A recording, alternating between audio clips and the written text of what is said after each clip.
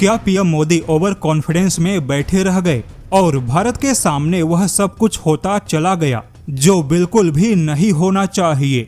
क्या पीएम मोदी से मुस्लिम देशों को पहचानने में गलती हुई या पीएम मोदी अपने व्यक्तिगत संबंधों को देश की कूटनीति समझ बैठे? हालांकि आपको बता दे, यह सवाल हमारे नहीं है बल्कि अब ऐसे ही सवालों की बौछार होने लगी।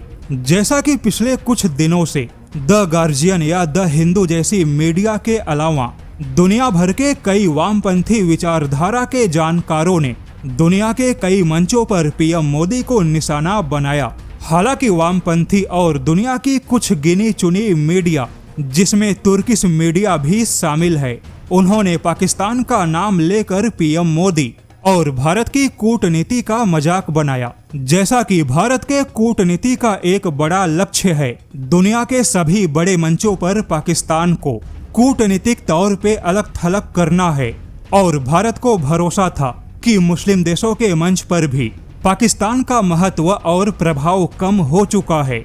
वहीं भारत इस बात को लेकर भी ओवर कॉन्फिडेंस में था कि भारत और सऊदी अरब के द्विपक्षीय संबंध बहुत ही मजबूत है। वहीं पीएम मोदी और मोहम्मद बिन सलमान के व्यक्तिगत रिश्ते भी काफी मजबूत होने की बात कही गई। 2019 के बाद ऐसा माहौल बना कि भारत यह मान बैठा कि सऊदी अरब हमेशा अब भारत के हितों को प्राथमिकता देगा, जबकि वहीं सऊदी अरब और पाकिस्तान के रिश्ते केवल सामान्य प्रोटोकॉल तक ही सीमित होंगे। यानी कुल मिलाकर भारत यह मानने लगा कि अब सऊदी अरब और पाकिस्तान के रिश्ते पहले जैसे ऐतिहासिक नहीं होंगे, और यही भारत का सबसे बड़ा ओवर कॉन्फिडेंस था, जहां सऊदी अरब और मोहम्मद बिन सलमान को समझ पाने में पीएम मोदी या भारत के नीति निर्माताओं से गलती हो गई। क्योंकि द हिंदू की एक रिपोर्ट कहती है कि PM Modi middle east Asia के बदलते हालात में केवल अपने व्यक्तिगत संबंधों के भरोसे बैठे रह गए। पीएम मोदी ने मोहम्मद बिन सलमान के साथ में अपने व्यक्तिगत संबंधों पर कुछ ज्यादा ही भरोसा किया, और इसी मोहम्मद बिन सलमान ने सऊदी अरब को तुर्की और पाकिस्तान के साथ सैन्य गठबंधन में बांधा, और भारत यहाँ पर कुछ भी नहीं कर पाया।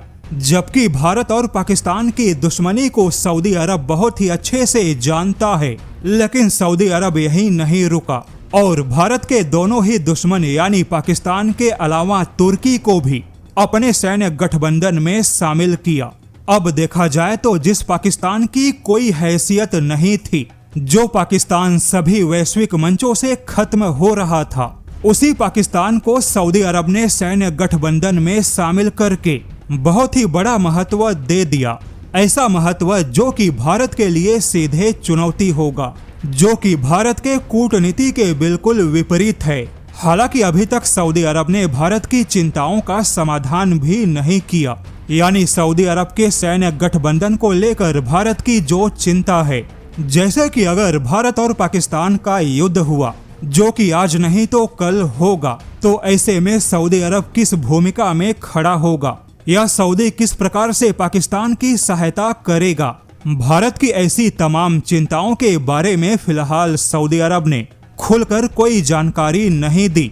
ऐसे में सऊदी अरब को लेकर अब भारत के सामने यह सवाल उठने लगा कि क्या भारत ओवर कॉन्फिडेंस में गलती कर बैठा, और क्या समय आ चुका है कि भारत को इस मामले में सऊदी अरब से अपने चिंताओं के बारे में कठोर शब्दों में स्पष्टीकरण मांगना चाहिए।